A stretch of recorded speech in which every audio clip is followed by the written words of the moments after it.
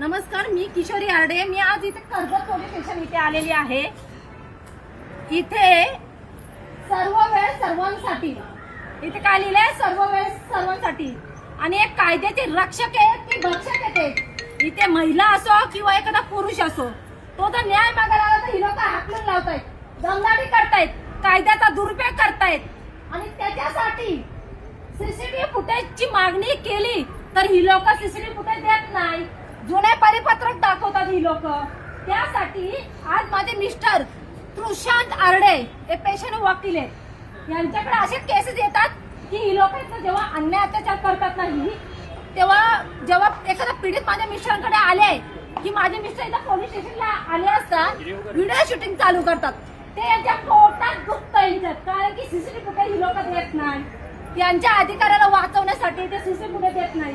पण आता कायद्यात आता नवीन तरतूद निघाले का कुठल्याही कार्यालयात तुम्ही जा, तिथे पोलीस लोक सीसीटीव्ही फुटेज देत नाही, कायद्याचा धाक दाखवतात आणि उलट सुलट प्रत्युत्तर देतात। म्हणून व्हिडिओ शूटिंग करणं हे अलाउड असताना या पोलिसांनी माझ्या मिस्टरने फक्त व्हिडिओ शूटिंग चालू केला।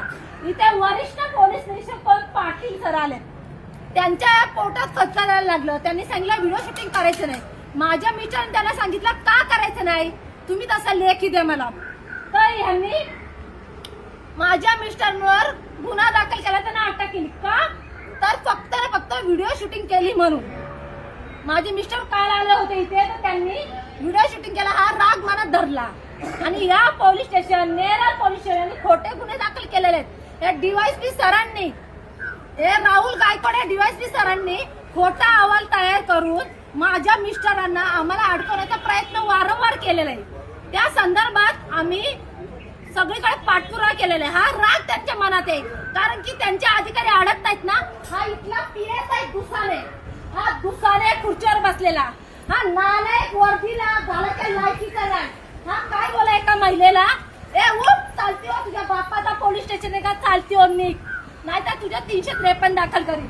मग या सर्वसामान्य माणसाने न्याय कोणाकडे मागायचा? मग काय याच्या बापाचा पोलीस स्टेशन होता का अधिकाऱ्यांना अधिकार दिलेत काय का महिलेशी असं उलट सुलट बोलून आणि तिच्यावरती गुन्हा दाखल करतो 353, म्हणून तुला जेलमध्ये टाकतो अशा धमक्या दिल्या। तेव्हा देखील सीसीटीव्ही फुटेजची मागणी केली, पण या पोलिसांनी सीसीटीव्ही फुटेज दिला नाही।